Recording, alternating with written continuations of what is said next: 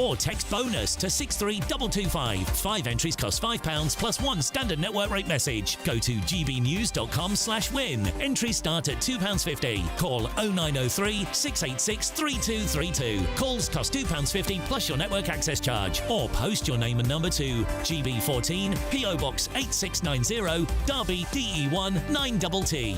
UK only. Entrance must be 18 or over. Lines close at 4 p.m. on the 1st of August. Please check the closing time if listening or watching on demand. Good Afternoon Britain isn't just about us. The wonderful thing about this programme is it's about everyone watching. It's an interactive programme. Well, there absolutely is something to see here, and we're going to be talking about it more. Whether it's breaking royal news, please bring us up to date, or indeed a particularly punchy speech in the House of Commons. Very, very curious. We bring it to you live, and then we bring you live reaction as well. That's Good Afternoon Britain, weekdays from midday. Only on GB News, the People's Channel, Britain's news channel. You want to know what's really going on in the corridors of power? Labour don't know what to do with you half the time, and that makes you quite lethal in the chamber. Get behind the headlines with Chopper's Political Podcast. Join me, Christopher Hope, as I sit down with the great and the good of British politics. We'll see where this ruling takes us. These are the stories shaping our nation. Chopper's Political Podcast, available now on all platforms. Listen in and stay ahead. From the school run to the home run, watch a new show for all of Britain. He can say whatever he wants. A straight talking show where all voices are heard. And, you know, when are we going to stop talking about smashing the gangs and actually do it? With the stories that matter from every part of our country. There's a bit of a crash landing there for your Chancellor. Bold, fearless and standing up for you. That's me, Martin Daubney, 3 p.m. till 6 p.m, weekdays, here only on GB News. The People's Channel, Britain's news channel. Westminster's full of talk, but out here, it's the real world. Am I allowed to talk then? No, that's it. This is where it matters, real people and real lives. That's what politics is all about. The fact that Trump made a good start, no. Straight answers, no spin, and just a couple of pints. How many fingers have I got up? About 10. So join me for Lee Anderson's Real World every Friday at 7 p.m, only on GB News. The People's Channel, Britain's news channel.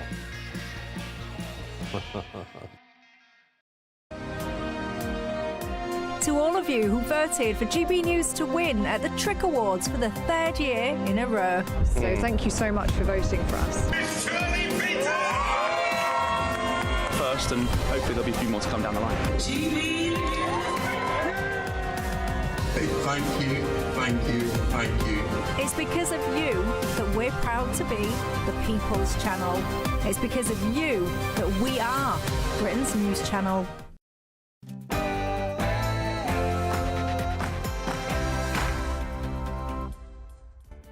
Good evening, everybody. You're watching State of the Nation tonight, right here on GB News with me, Matt Goodwin. On tonight's show, does Britain have an Albania problem? As it's revealed that an Albanian criminal with 50 convictions has escaped deportation, and Nigel Farage gets into a very public spat with the country's Prime Minister. Is it time that we put our foot down with the Balkan nation?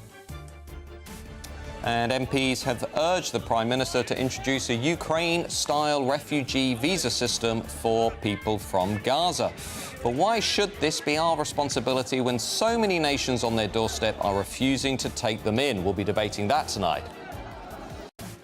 Former Home Secretary Lord Blunkett has slammed the Labour government for failing to address the rise of radical Islamism after the October 7th attacks, which he says has resulted in a spike in anti-Semitism. Has Labour really solved its anti-Semitism problem? We'll be debating that tonight.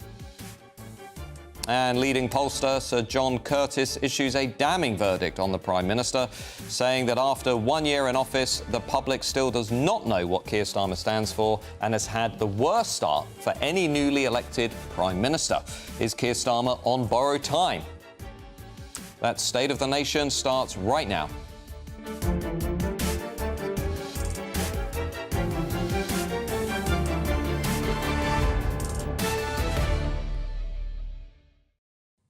Now, I'll also be joined tonight by my top panel, former Labour MP Stephen Pound and former Conservative MP and Minister Sir John Redwood.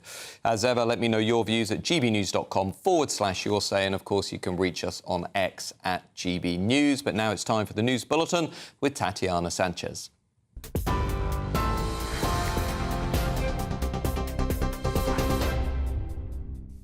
Matt, thank you very much. The top story is a criminal investigation has been launched into the Glastonbury performances of Kneecap and Bob Vylan.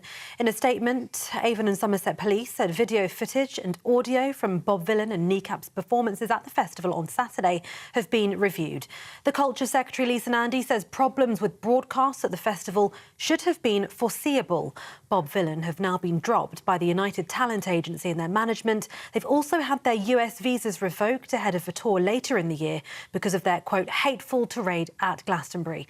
The BBC said earlier that they should have been pulled and should have had the live stream pulled during that performance, which contained, quote, utterly unacceptable and anti-Semitic sentiments. A spokesman for the regulator Ofcom said they were very concerned about the live stream. The BBC, quote, clearly has questions to answer. Whitehall sources have told GB News that BBC Director General Tim Davie was at the festival when he was telephoned by the Culture Secretary. The government's U-turn on welfare cuts will cost taxpayers around £2.5 billion by 2030, the Work and Pension Secretary has told MPs, as she laid out concessions to Labour rebels.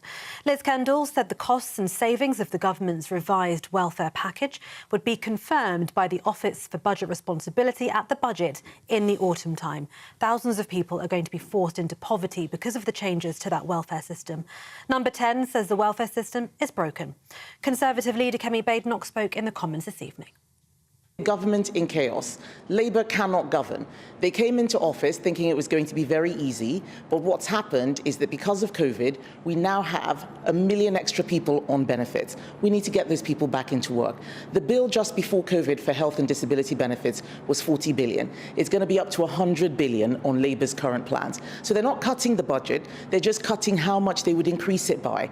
That is not good enough. We need to have people working. There are a lot of people who are genuinely disabled, who have significant conditions that need looking after.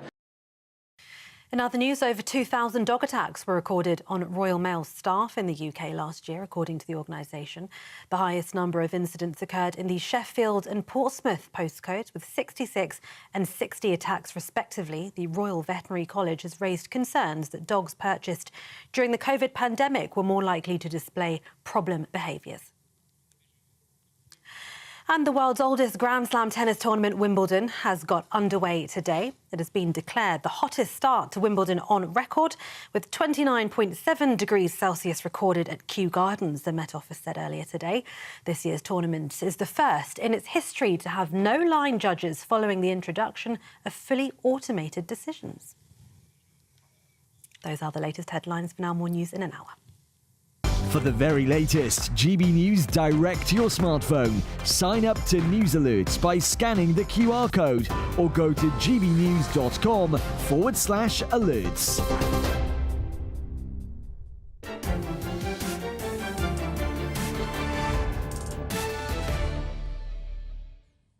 Welcome back to State of the Nation tonight with me, Matt Goodwin. Now, does Britain have an Albania problem?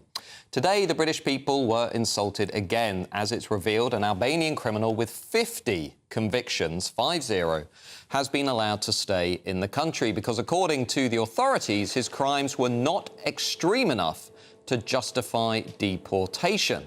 Yes, you heard that right. Zenel Beshi failed to disclose his 6-year tenure in an Italian prison for robbery, theft and false imprisonment, and then came over here to the UK only to commit similar offences. It's the latest domino in Britain's dire situation with criminality, as we are losing our status as a self-governing, independent and proud nation.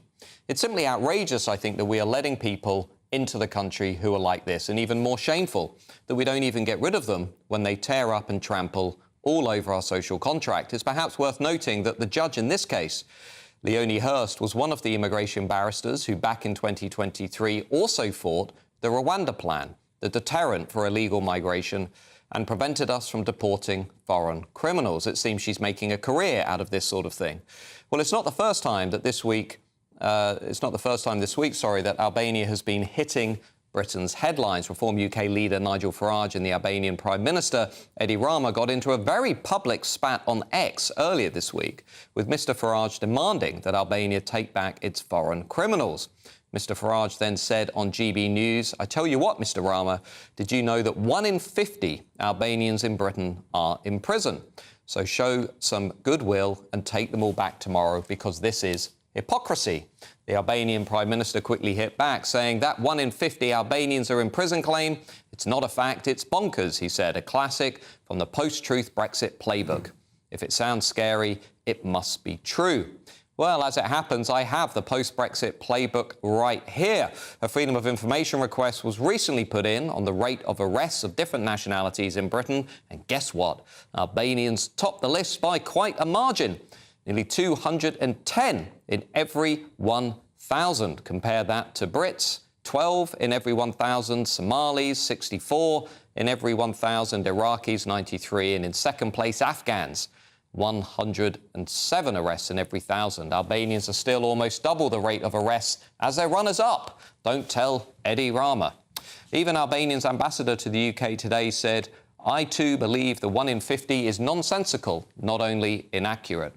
They in fact believe the numbers are much higher than Mr Farage's claim of 53,000. So why don't they take responsibility for their own citizens and bring back their criminals? How can we really call ourselves a serious self-governing nation when we're rolling over and allowing this to happen and forcing the hard-working, law-abiding, tax-paying majority in this country to face the consequences? We have to seriously ask ourselves, are we a judicial, independent, self-governing nation or subordinate to human rights lawyers? It's time to leave the European Convention on Human Rights and stop allowing our country to be governed by these faceless, globalist judges with no concern for the welfare of our own people or indeed our own culture and identity. And it's also time to stop being talked down and walked all over by leaders of nations whose citizens commit very serious crimes and wreak havoc on our country. As ever, let me know your views at gbnews.com/yoursay. Of course, you can reach us on X at GBNews. I'm just going to turn to my panel now. I'm happy to be joined by former Labour MP Stephen Pound and former Conservative MP John Redwood. Stephen, there is a big problem with Albanians in this country, isn't there not? And you look at the Freedom of Information request data that I listed there. Albania's consistently top of the league. Everybody seems to know this except Albania's Prime Minister Eddie Rama. Yeah, well, it's absolutely horrendous. I can't argue it. But don't forget, we got no way of knowing whether those figures are accurate because, quite honestly, there's probably more Albanians in this country than we know about because there are huge numbers of undocumented Well, that's reassuring. in this country. Well, no, it's flipping terrifying as far as I'm concerned. But look, the thing with Eddie Rama and with Albania, if you remember, we actually went over there about 6 months ago trying to actually agree a deal with Albania where we can actually process people. They said, we're in love with Italy. I'm not sure he was talking about Giorgio Meloni, but he was just talking about the relationship between Albania, and we were frozen up. So here's the question. I entirely agree, and I think any sane, sensible, even remotely patriotic person would agree that we need to actually sort out the situation with our own judges in this country. It's our law that's causing the problem. But how do we actually force a country to take people back? If we put them on a plane to Tirana, are they going to be off the plane? How do we do it? We have to work out some system of actually stopping them right at the beginning.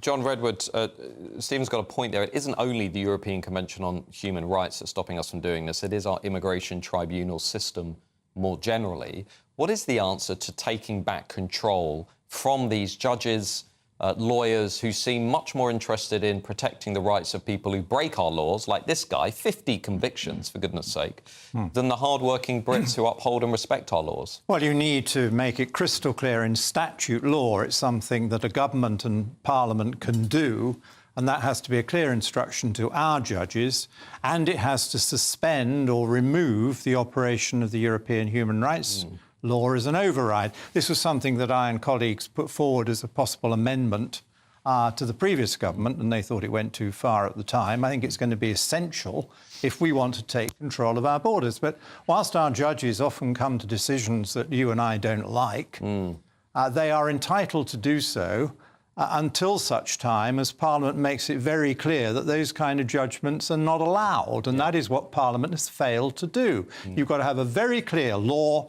and you've got to suspend the European jurisdiction, and you can do it. And I agree with everything you said in the introduction. This is outrageous. Indeed, Albania, I think, was about the only country the last government had any success with. It did actually get quite a lot of volunteers to go back to Albania.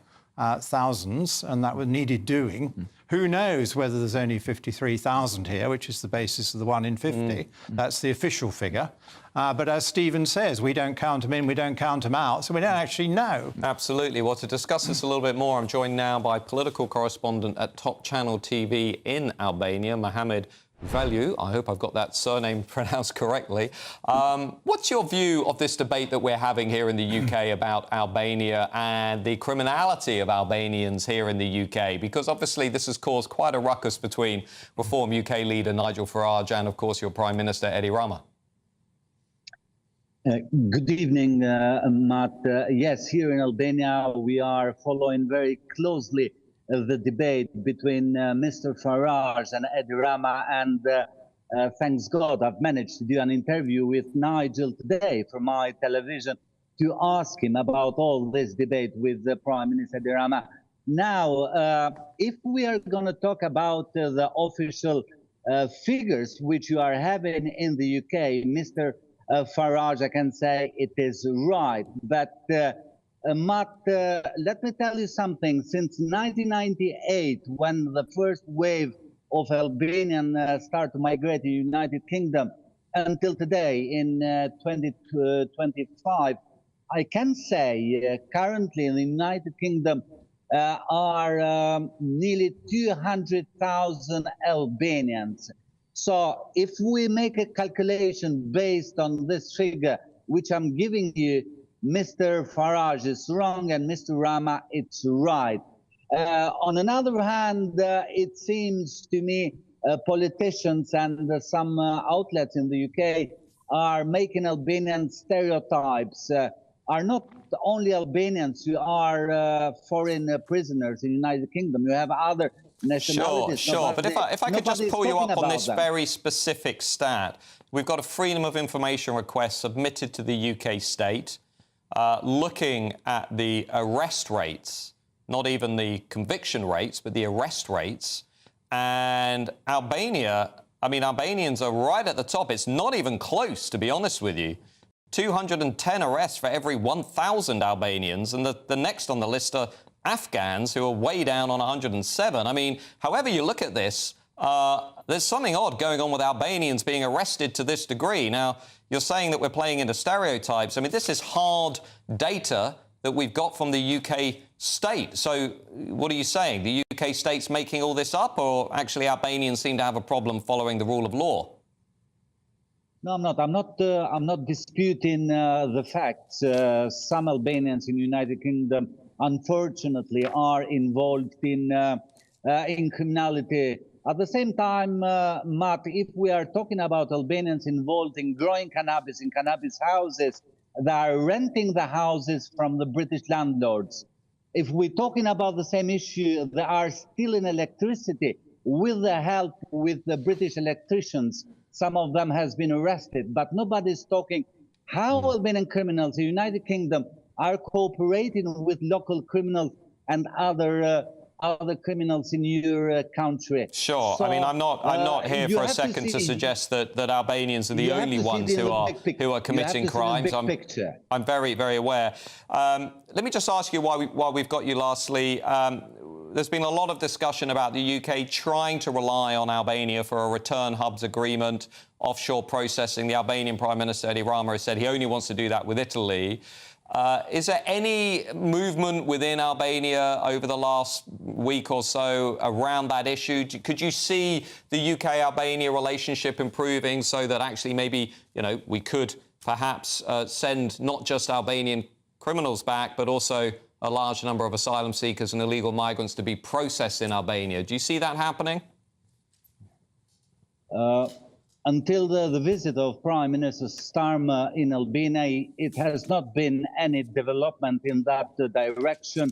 Prime Minister Edi Rama made it crystal clear to Prime Minister Starmer he is not willing to repeat that agreement he did with Italian Prime Minister Meloni.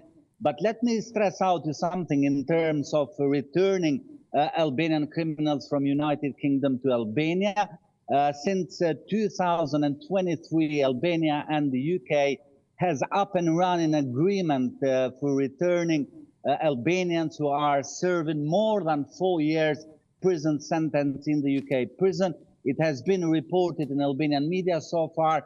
We have more than 15 Albanians who's been transferred to continue the remaining sentences in our prison. At the same time, National Crime Agency is cooperating with Albanian police fighting organized crime. That's great. Well, wonderful. I think we've only got about 1,000 to go, but thank you for your time, Mohammed. Really appreciate your insight and expertise from Albania. And thank you to my panel. Still to come tonight, MPs have urged Prime Minister Keir Starmer, get this, to introduce a Ukraine-style refugee visa system for people from Gaza. But why should this be our responsibility when so many nations on their doorstep are refusing to take them in? We're going to be having a debate about that in just a couple of minutes. Stay with us.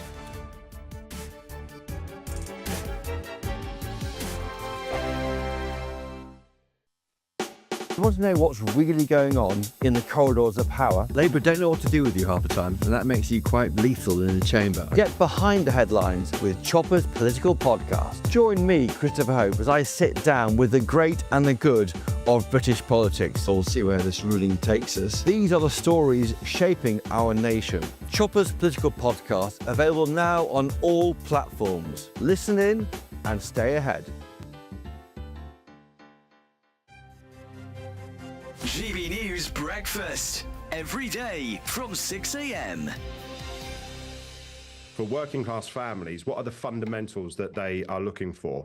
They're looking for good housing, they're looking for good schools, they're looking for good jobs that give them a fair day's wage for a fair day's graft, they're looking for a strong NHS, and they're looking for safe communities to live in. When you have all of those foundations in place, then it means that children, young people, they can flourish, they can do well alongside their parents and their grandparents. And I think if you look at what this Labour government has done, we're 10 months into a 5-year programme here, by the way, but in the first 10 months of this new Labour government, they have put major policy reforms in place across all 5 of those key foundations for working class families. And so I'm confident that we're starting to see some of it here in Basildon, where Basildon is starting to get better again. I'm confident that by the end of this Parliament, because of what the government is doing now, we will start to see some positive changes for working class families. OK, Christo, what do you make of it? I think that Bridget Phillipson makes a very fair point when she says that white working class families and those peoples are being left behind. But unfortunately, her actions as Education Secretary don't align with what I believe are these completely hollow words. So, for instance, we've seen white working class boys particularly, but now girls, falling behind in education for absolutely years. So why Bridget Phillipson would then bring in a policy that is seeing, by the latest figures, 13,000 private school pupils entering the state school system, why on earth she would bring in that kind of policy, whilst then having the audacity to say that she's worried about white working class pupils not doing so well, is beyond me. GB News, the People's Channel. It's Patrick Christie's Tonight, and here we do things differently. It's explaining the absolute madness of this, doesn't it? It's explosive. I mean, this is very good. It's lively. 850. Your government sat there, Sean, and it did nothing. It's controversial. And the Middle East has been in turmoil since before I was born. It's everything you need to kickstart your evening. Everyone's had their Weetabix tonight. I love to see it. That's Patrick Christie's Tonight, weeknights from 9 p.m. Only on GB News, the People's Channel, Britain's news channel.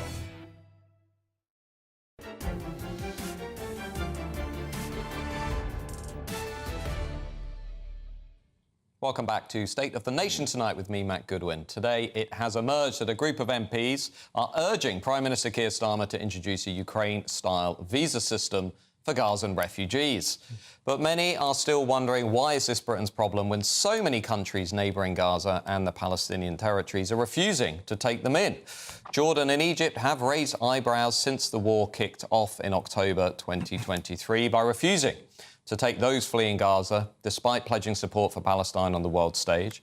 Earlier this year, polling by the Washington Institute found that a majority of people in Gaza, the West Bank and East Jerusalem hold positive views of Hamas. And we only need to look at examples of signs at pro-Palestine marches right here in London to confirm that such concerns are indeed legitimate. So the question is, and the question we're going to debate tonight, is should Britain be doing more to take refugees from Gaza? Well, I'm joined now by Freedom Flotilla activist Yvonne Ridley to discuss this. Yvonne, should Britain be taking refugees from Gaza? What is your view? No, I don't believe they should be taking refugees from Gaza, but I do think that they should be offering medical assistance and beds for the injured, especially among the children. Right, so how many people would you like Britain to take in this situation in terms of giving them healthcare and so on? Well, I think in terms of healthcare, and other countries are doing this, you know, we use a priority basis. Of course, because this is the largest number of child amputees in the world, we're talking about thousands of cases that urgently need medical attention. So thousands of refugees from Gaza coming over to use the National Health Service. Yvonne, what about the British adults and children who are currently being treated in hospital corridors and car parks because they can't get adequate access to the NHS? What happens to the British people? And yet we can afford to spend billions on bombs being dropped overseas. It doesn't make sense. I'm the last person to make the case for forever wars, Yvonne, but you've clearly decided that refugees from Gaza should be prioritised over tax-paying, hard-working British people. I'm just wondering why that is the case. No, it's called compassion. You know, this country used to be a leader in the world. Used to be a leader. We just took hundreds of thousands of refugees from Hong Kong, Afghanistan, Ukraine. What do you mean, used to be a leader? We're one of the world's leaders, apparently, in taking in refugees. Well, I've seen the way that refugees are treated in the UK, the rising damp hotels that they've been put into. The private hotels that UK taxpayers are paying £15 billion for over the next decade. Those hotels. Yes, well, you know... The smartphones, the healthcare, the school places, the cash cards. Is that not compassion? No, it isn't compassion. No. As I say, I have physically been to where the refugees have been staying in certain cities, and the conditions are appalling. The last time that we took asylum seekers from Gaza, they went on to attend a pro-Palestine rally and they displayed paragliders on their clothing to demonstrate their support for the hideous attacks on Israel on October the 7th. That is a warning sign, is it not? One person put on a satirical T-shirt. What's wrong with this country? We've lost our freedom of thought, our freedom of speech. Well, I'll give you another one if you want. There was another Palestinian asylum seeker that came to our country and then went on to explain how full of pride and joy she was at what the Hamas terrorists had perpetrated on Israelis. What about that? Is that another radical outlier, or is indeed it a reflection of the fact that the vast majority of people in Gaza express open support for an Islamist terrorist organisation? So why should the British people take them in when neighbouring countries that surround Gaza, for obvious reasons, build walls so those people cannot get in? You know what? The majority of people in Gaza would not want to leave their country. They have already said, when President Trump unveiled his ridiculous plan for a Riviera, and how was he going to achieve it? Oh, we're going to clear out all of the people from Gaza. They will want to go. The place is a mess. The place is a mess, but, you know, those people have an affinity with the land and they do not want to leave. I actually disagree with you. I think they would want to leave. I think quite a few of them would want to go to Israel to commit more murder, rape and mayhem. But thank you to Yvonne for joining us tonight. I'm joined now by my panel, former Labour MP Stephen Pound and former Conservative MP and Minister Sir John Redwood. Stephen, the fact that 67 parliamentarians have signed this, calling for Britain to take in refugees from Gaza. This is not a small number.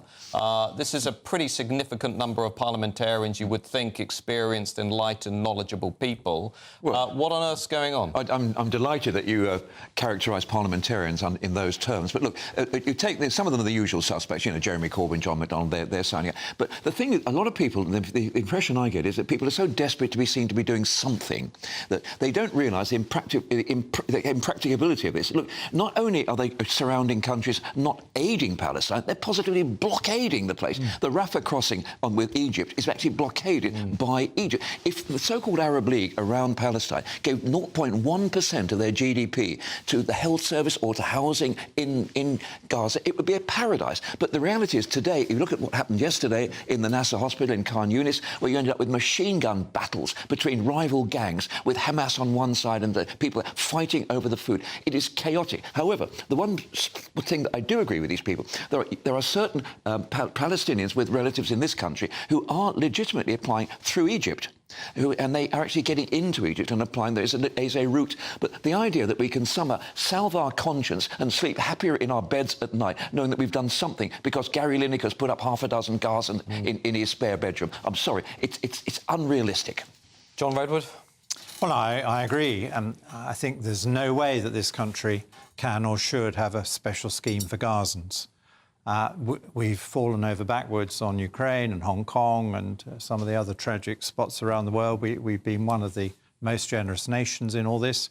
And these MPs in that list of 67 parliamentarians should really know better. I mean, it is their constituents who can't get the social housing. It is their constituents who are facing benefit cuts. It is their constituents who are being told that they don't have any priority when it comes to the queues for the goodies that are going to be handed out. And it would just be the last straw for them if a load of people suddenly come in from Gaza when, as you rightly say, their neighbours and what should be friendly countries are not prepared to do anything at all. Co-religionists. Indeed. Stephen, I put it to you that this is another example of what we call the luxury belief class, that we have politicians who are advocating beliefs the consequences of which they're not really going to experience themselves. It's not going to be the politicians in Westminster who are having to live alongside pro-Hamas or pro-Hezbollah protesters of the sort that we've seen on London streets every week. It's not the political class that is going to have to pay for all of this. It's going to be yet again the British taxpayer. I look at the mood in the country right now, and, you know, bit of a pollster, I look at the surveys, people are so frustrated with immigration and the borders. I cannot understand how politicians look at all of that and say, well, the answer to this is more refugees from an even more culturally incompatible part of the world. Well, you make a very, very powerful case. I must keep up to date with your books because, I mean, that is a philosophy that I've not heard enunciated quite so sharply before. But there is a real difficulty about people who think that they've got the moral high ground because they can afford to live at the top of the hill and look down on everybody else. And in reality, we've got exactly the same thing in America, where out-of-touch Democrats in California and on the East Coast are actually saying, this is what we should be doing, but not anywhere near me, please. So there's a real disconnect there. Yeah, absolutely. I mean, John, there is just telling us something about the left in general, isn't it? Although I noticed, I think there was one Conservative who also joined this crusade, but it tells us something about the direction of the left that, you know, they cannot seem to understand what the mood of this country is. We've also got, by the way, the sharpest cost of living crisis since, I would say, the Second World War. And yet the answer in Parliament seems to be, well, let's open up the doors for more refugees. Yeah, I mean, the traditional left would be saying, now, look, there is a crisis of housing for people already legally settled here. There is a shortage of hotel capacity. There's a shortage of hospital capacity. There's a shortage of all kinds of public services. We're running out of capacity for sewage and water and all these other basics. And surely the left should want to lift the conditions of people living in Britain that they represent, rather than saying, why don't we bring in another million people or whatever from around the world to make all those problems considerably worse. And they think they can keep on adding people by being nice to people around the world without putting in all the extra capacity you need. And people need homes and surgeries and all the rest of it. Well, indeed. Well, thank you to Yvonne for joining us, and, of course, to my panel tonight. Coming up, we're going to be turning to hear from former Home Secretary Lord Blunkett, or at least what he's been saying today. He has slammed the Labour government for failing to address the rise of Islamism after October the 7th, which he says and a new report says has resulted in a sharp spike in anti-Semitism in this country. So has Labour really solved its problem with anti-Semitism? We're going to be debating that in a minute. You're going to want to check out this report, though. I'll see you in a couple of minutes.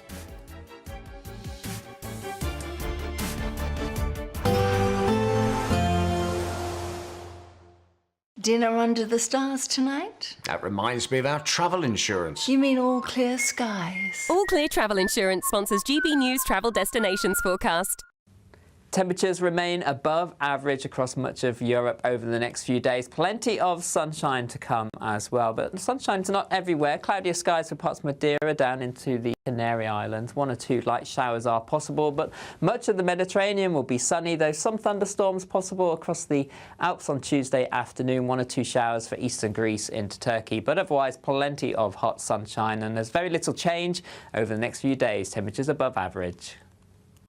All Clear Travel Insurance sponsors GB News travel destinations forecast. Good evening. This is your latest GB News weather update from the Met Office. Now, it is going to be another warm and uncomfortably humid night for many places towards the southeast, but we do have some fresher air starting to make its way in. The fresher air is behind a frontal system which is lingering across northern and western parts at the moment. That's already brought a fair amount of rain across Scotland and Northern Ireland today, and we're going to see some more rain for a little while yet, but the front is going to ease, so that rain breaking up as it edges into parts of northern England overnight. Away from the band of rain towards the southeast, lots of dry weather, some clear skies, but it is going to be warm, it's going to be humid, some places staying above 20 Celsius, so a difficult night for sleeping for some. Meanwhile, towards the northwest, like I said, there's some fresher air coming in, so it's actually going to be a bit cooler here first thing on Tuesday morning, and quite bright and sunny across parts of northern and western Scotland, also across Northern Ireland too. For eastern and southern Scotland, and also across parts of northern England into northern and western Wales, a bit more cloud around, could be some outbreaks of rain coming and going as well, but across the rest of England and Wales, a fine start to the day. Yes, it is going to be a warm first thing, but there will also be plenty of sunshine on offer as well. As we go through the day, lots of sunshine continuing, particularly towards the southeast, plenty of sunshine here, and with that hot air, we're going to see temperatures rising, perhaps even higher than today, 35, 36 Celsius, not out of the question. A bit fresher towards the north and west, and watch out for some heavy showery bursts developing, particularly across parts of northern England and southern Scotland. Some further showery rain across the eastern parts as we go through into Wednesday, even some showery bursts pushing into parts of the southeast, and a few scattered showers coming in from the west northwest later as well. But in between those zones, another largely fine day for many on Wednesday, but a markedly fresher feel for many as some cooler air starts to make its way in, with some more changeable weather later this week. Hi, I'm Michelle Dewberry, and my show is your opportunity to cut through all the noise and dive in headfirst to some robust debates. Ideas clash. Situation, isn't it? No, because the failure is you're deliberately avoiding my point. Nothing's held back. And if you think this is the end of it, wait for more. And we do not shy away from the difficult stuff. Sometimes I want to shake people and say, if only you understood. So join me on Dubes & Co. weeknights at 6 p.m, only on GB News, Britain's news channel. Good Afternoon Britain isn't just about us. The wonderful thing about this programme is it's about everyone watching. It's an interactive programme. Well, there absolutely is something to see here, and we're going to be talking about it more. Whether it's breaking royal news, please bring us up to date, or indeed a particularly punchy speech in the House of Commons. Very, very curious. We bring it to you live, and then we bring you live reaction as well.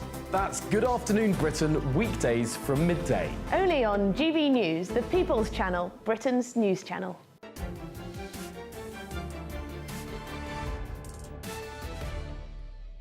Used to blow up. Welcome back to State of the Offices in the 1890s on a regular basis. Saying whether we should take Gaza refugees, and some of you have been writing in with your views. Kim says, why won't the surrounding Arab countries take in the Gazans? Why is it always us in the UK who are expected to pay the tab?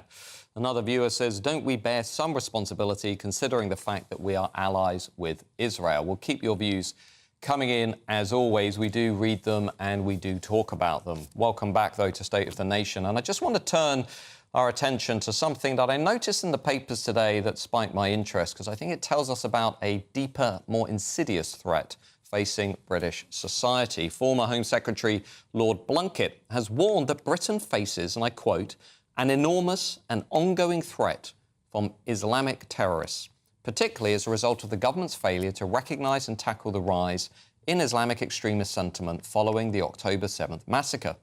A major new report by the Counter-Extremism Group, which you'll be able to find online, details alleged discourse in some of Britain's mosques, including promoting the idea that Allah is pleased by the killing of Jews and people praying for those who have engaged in so-called jihad, despite not directly naming Hamas itself. Is this something the government needs to get a grip on?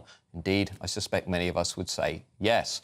Well, could the problem have in fact been tackled a long time ago? Well, to discuss these questions and more, I'm joined now by the report's author, reader in social analytics at King's College London, Dr. Daniel Allington. Daniel, for viewers who will not yet have had time to digest the report, to go and find it from the Counter-Extremism Group, just tell us here, what's the main message coming out of this? That we have underestimated Islamic extremism? I think the main message here is that we've actually failed to get to grips with Islamic extremism, with Islamist extremism, I should say, that's political Islam. Sure. This is not purely a religious movement. It's a politics based on a particular interpretation of religion. We haven't just failed to get to grips with that in this country. We have failed to talk about it a lot of the time. People are afraid to talk about this. Even after 7/7, 9/11, the Manchester Evening News bombings, you're saying our national conversation hasn't gone into this in as much detail? It hasn't, and not just that. I mean, today I was talking to an official who, I was talking to him about the need for counter-extremism practitioners to be aware of and to address and challenge anti-Semitic beliefs about Jews on the part of Muslims who've been radicalised towards Islamism. And he responded, there are some counter-extremism practitioners who won't even say the word Islamism. So am I right in thinking, and correct me if I'm wrong, but it seems to me that we devote a lot of attention in this country to discussing the far right and right-wing extremism, a literature that I think is quite big now, an evidence base that's quite big. It seems there are much fewer people working on Islamism and the drivers of Islamism, particularly within universities, particularly within the think tank world. And it seems that it is Islamism. I mean, if you look at the evidence on terrorist attacks, on arrests, on the MI5 Secret Service caseload, it is Islamism that is by far the dominant security threat to our country. So something's going wrong in the expert class here. Something is going terribly wrong. I was encouraged, by the way, by Home Secretary Yvette Cooper's response to my report in the Times today, where she clearly stated that Islamist extremism is the #1 terror threat faced by this country. It was very important to have that clearly said by the person who is at the top of the system that's dealing with extremism in this country. But as for the expert class. It is much easier for people working in universities like me to talk about far-right extremism, to devote our time to researching that, to ask for funding to cover that. It's the same in the think tank world. There is huge resistance. And that's because of the left bias of those institutions? It's for a number of reasons. One, I mean, certainly these institutions are quite strongly left-wing, very often universities are. It's also that we're uncomfortable talking about Islamism. There's a fear of being accused of being Islamophobic. And the Labour government is now bringing in a new definition of Islamophobia, which it seems to be trying to use to maybe control this conversation. But we don't yet know what that definition is going to be. If it resembles in any way the previous definition, which was produced by the All-Party Parliamentary Group, then I would be very worried. I mean, I would put it to you that original definition, before we get back to your report, but that original definition specifically included discussing Muslim entryism into institutions as being Islamophobic. Now, if you know anything about organisations like the Muslim Brotherhood, well, that's exactly what it is aiming to do, which is enter and control our institutions. Not just ours. The Muslim Brotherhood tries to enter and control institutions of the state in Muslim-majority countries, and that's its main methodology. It's less interested in us than in taking over countries. OK, so getting back to yes, it's absolutely true, and it shouldn't be considered Islamophobic to say that is happening. Well, you're preaching to the choir on that one. But you're going back to your report, you're also saying that actually by failing to examine this threat of Islamism, that's partly what is driving this wave of anti-Semitism. I think I'd read nearly 300% increase in London in anti-Semitic hate incidents last year. Yeah, every time that there's a flare-up in the conflict in the Middle East, there is a surge in anti-Semitic incidents in the UK. There are a lot of people. Well, we have. You've highlighted the problem of what is in effect hate speech taking place in mosques. Now, this is not the majority of mosques, this is a minority. But one of the interesting things there is that we know about these sermons not because anybody was in there spying. We know about them because the organisers recorded these and uploaded them to YouTube. And is that how you're analysing them? Well, I'm briefly. I'm not analysing those videos. I'm looking at survey data. I'm talking to experts. Some of the experts who I spoke to had been involved in analysing these videos, but that's why they were aware of it. OK. Well, that's wonderful to see somebody out there actually doing the really important research that this country needs. That's a report by the Counter-Extremism Group.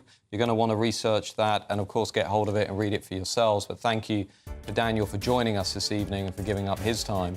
Now, after the break, we're going to be talking to this country's leading pollster, Sir John Curtis, who has issued a damning verdict. Or, sorry, I should say we're going to be talking about what John Curtis has said. He's issued a damning verdict on the Prime Minister, saying that after 1 year in office, Keir Starmer is still confusing the British electorate, who do not know what he stands for, and who says, according to Sir John Curtis, that Starmer has had the worst start for any newly elected Prime Minister that we have on record. So is Starmer already on borrowed time? We'll be debating that in just a couple of minutes.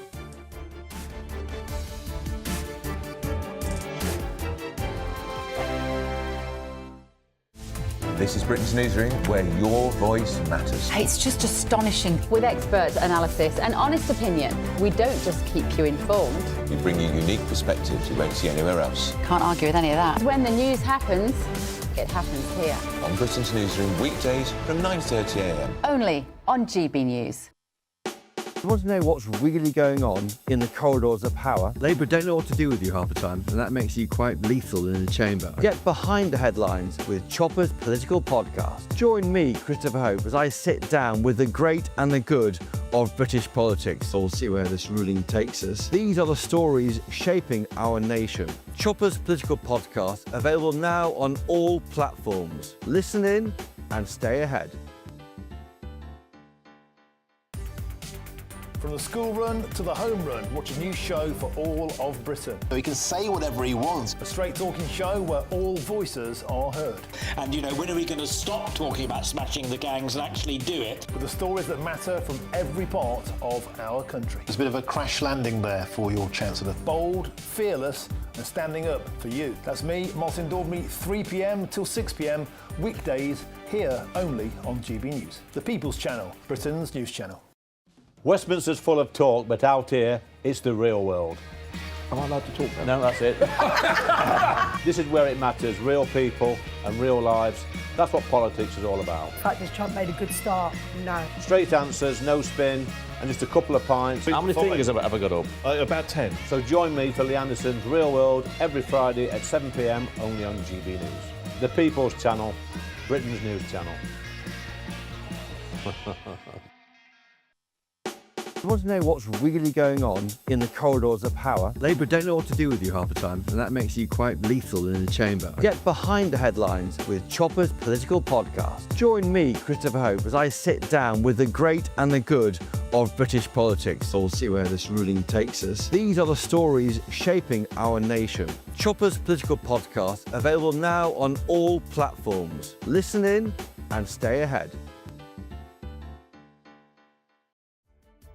What is the state of our economy? What is the state of our National Health Service? What is the state of our schools? What on earth is going on? Understanding Britain means understanding the state we are in. This is State of the Nation with me, Matt Goodwin, Wednesdays, Thursdays and Fridays from 8 p.m.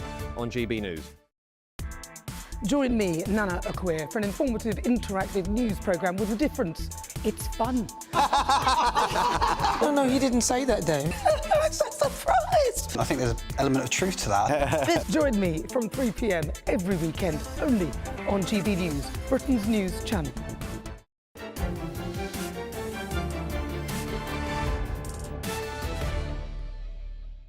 Welcome back to State of the Nation tonight, right here with me, Matt Goodwin. Now, more bad news for Prime Minister Keir Starmer, as leading pollster Sir John Curtice has declared that Starmer has had the worst start in office than any previous Prime Minister. According to John Curtice's research, Keir Starmer has seen the most significant fall in public support for any newly elected British government leader. Labour now stands on about 24% in the national polls. That is way down on what they attracted at the general election just a year ago. And John Curtice said that voters, after a whole year, still do not know what Keir Starmer stands for, and he warned that Prime Minister Starmer, if he's going to tackle this problem, must be able to paint a picture of what he wants the country to look like.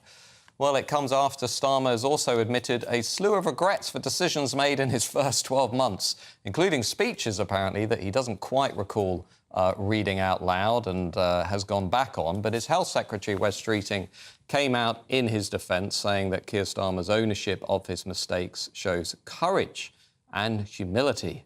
Is the Prime Minister on borrowed time? That's the question we want to debate tonight. Now, I'm joined by Political Research Director at Sabanta, Chris Hopkins. Chris, is Sir John Curtice right that this is the worst start for any Prime Minister in British history? I mean, if you look at the numbers, Matt, I mean, it is an incredibly low net favourability rating for Keir Starmer. I think 12 months into office, it is probably lower, I think, by some pollsters than any previous Prime Minister. So, yeah, in that sense, John Curtice is bang on the money. And, yeah, who would I be to disagree with John Curtice anyway? So I've just been reading that only 16% in some polling, I think Ipsos Mori, approve of the Labour government or say they're satisfied with the Labour government. I think Keir Starmer's personal rating, net rating, is about minus 50-something, making him basically as popular in this country as Meghan Markle.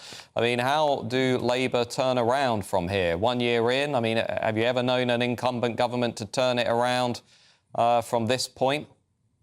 Yeah, I mean, it's incredibly difficult, Matt. As you'll know, public opinion is very easy to lose and very hard to win back. And I think ultimately the government have been trying to play a long game. I think they knew when they inherited the keys to number 10 from the Conservative Party that they were going to have to make a lot of difficult decisions. And they were pretty honest with voters going into the general election about that. And I'm not necessarily convinced that voters have been perhaps as forgiving of the Labour Party as they maybe said that they would be going into, or if we think about where we were this time last year. But that said, the government have repeatedly shot themselves in the foot with a series of badly communicated policies, a series of U-turns, which again the public don't tend to mind if it's the one-off, but after repeated ones, it does tend to show that the government is the problem rather than the policy or the communication.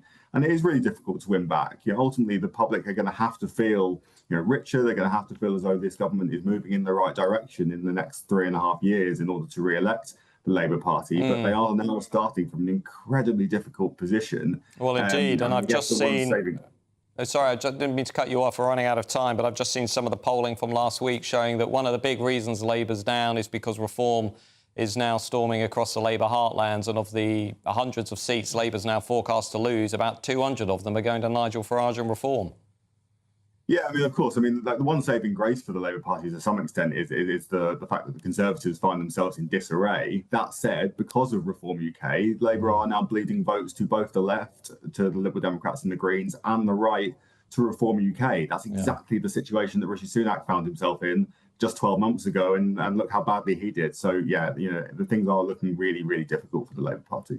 Indeed. Well, thank you to Chris Hopkins for joining us. I just want to turn to our panel now, former Labour MP Stephen Pound and former Conservative MP and Minister Sir John Redwood. Stephen, what Chris Hopkins was saying there, Labour getting hit now on two sides, hemorrhaging votes to Lib Dems and Greens. And in fact, if I was Nigel Farage or Reform, I'd probably be talking up the Greens actually a little bit because they're hurting Labour on that side. But then Farage and Reform really smashing Labour in the heartlands, Wales, we saw in Runcorn and Helsby, also probably going to pose an enormous problem in those devolved elections in Wales next year. I mean, where does Starmer go from here, do you think? And we've also got a problem in Scotland. Look, I mean, you can't sugarcoat it. I mean, actually, Keir Starmer doesn't have the record for the worst ever, the most precipitous fall. Liz Truss still has the record. Yeah, but she didn't last this long. I entirely take your point. And look, you know, my natural instinct is to try to support the Labour government in every way, shape or form. Just what I am. I'm tribal. However, what you cannot disguise is the fact that we have a complete rudderless sense of absence of direction at the present time.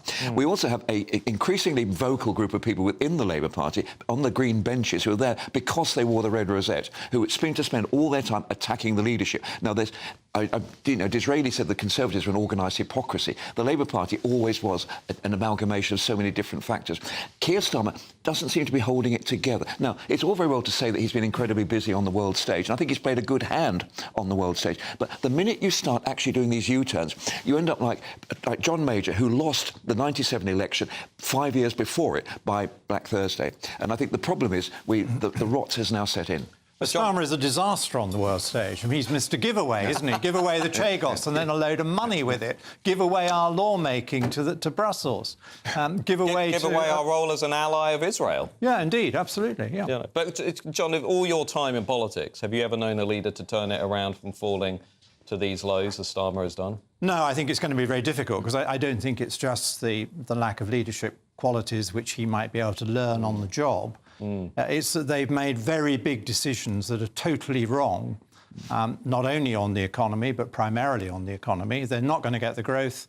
They're not going to control the cost of public services. They're not going to control the benefits bill.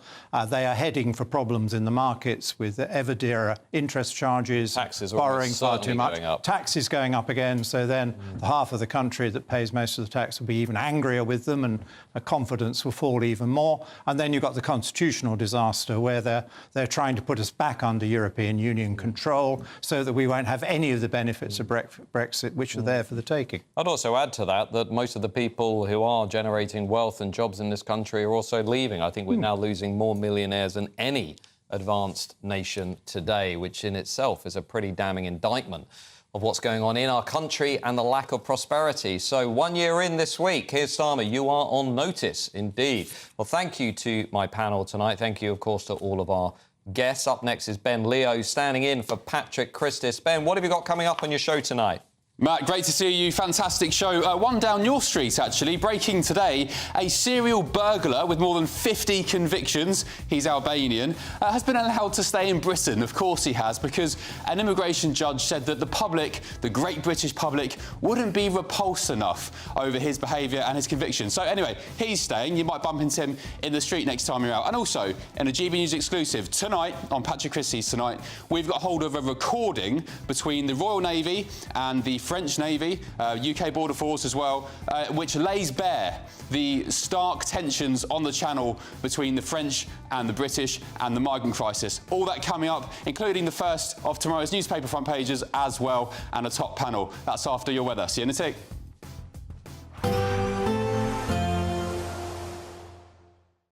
Expect a warm front, moving from the kitchen right through to the rest of the house.